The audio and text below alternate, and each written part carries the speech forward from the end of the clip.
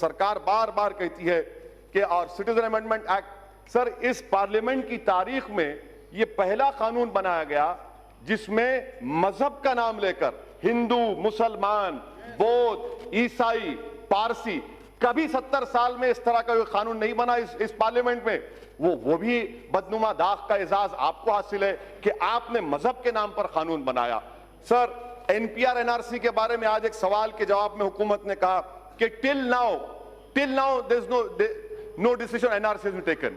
Sir ये till now का मतलब क्या है? सर ये टिल नाउ का मतलब क्या है? आज और कल होगा ना, कल होगा, परसों होगा। नहीं, उसमें लिखा है अभी तक। अभी तक, कभी तक, कभी नहीं लिखा हुआ है ना सर, अभी तक, टिल नाउ।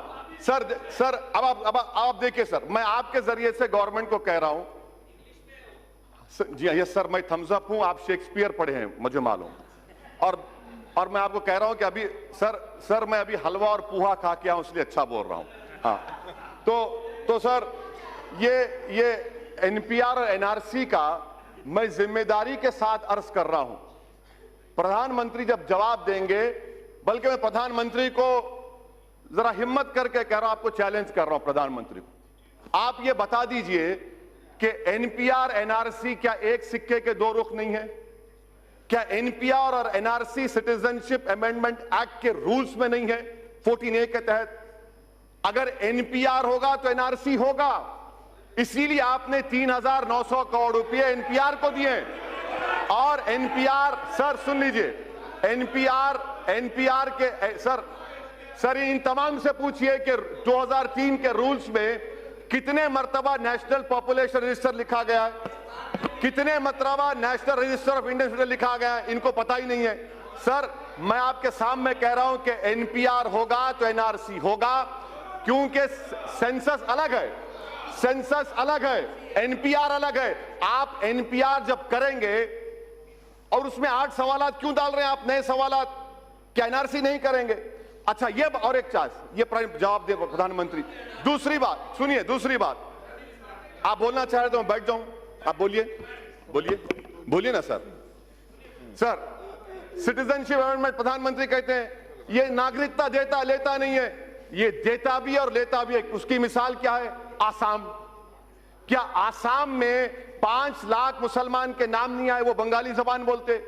आसाम में 5 लाख बंगाली जबान बोले हिंदू हैं, आप बंगाली हिंदू को सिटीजनशिप देना चाहते हैं, आसाम के 5 लाख मुसलमानों को नहीं देना चाहते?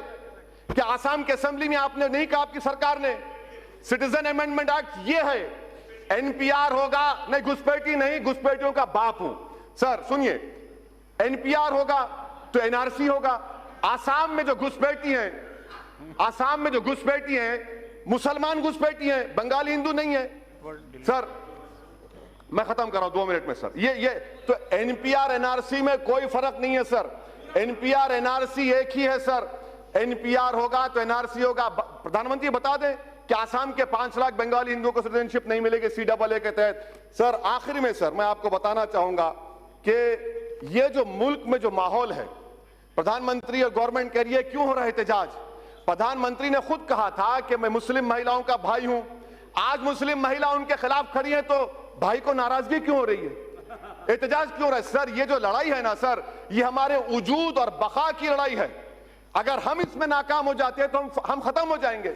इसीलिए हम कह रहे हैं कि आप कैटेगोरिकली खड़े रहिए और खड़े रहकर कहिए मौजूदा वतन में जो माहौल है सर, ऐसा माहौल है कि 1933 का जर्मनी का माहौल है, 1938 का जर्मनी का माहौल है, 1948 का 38 का मुसोलिनी का माहौल है। आज हर जगह पर अब सिर्फ बाकी क्या रह गया मालूम सर? बाकी हिटलर ने भी इन्हें सेंसस किया था, उसके बाद यहूदियों को गैस का चैम्बर में डाल दिया। मुसोलिनी ने भी 1938 में सेंसस किया था, उसके बाद पूरी जायदाद रोमा और यहूदियों की छीन ली।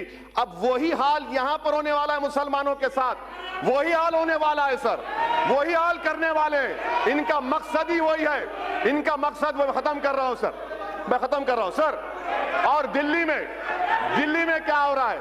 इतने पावरफुल होम मिनिस्टर हैं, 3-3 गोलियां चलती हैं, ये लॉ एंड ऑर्डर है आपका। कैपिटल ऑफ द कंट्री में सर, कैपिटल सर खत्म करो, 1 minute last, capital of the country में 3-3 गोलियां चलती हैं। गोली मारो देश के गद्दारों को, मारो मुझे, कहां मारते, मारो, बताओ, मारो मुझे, हिम्मत है तुमको, मारो मुझे, मैं मरने तैयार हूं। सर ये बुज़दिल हैं, ये संविधान को खत्म करना चाहते हैं, भारत को हिटलर और मुसोलिनी का मुल्क बनाना चाहते हैं, इसलिए मैं इसकी मुखालिफत करता हूं सर। Thank you sir.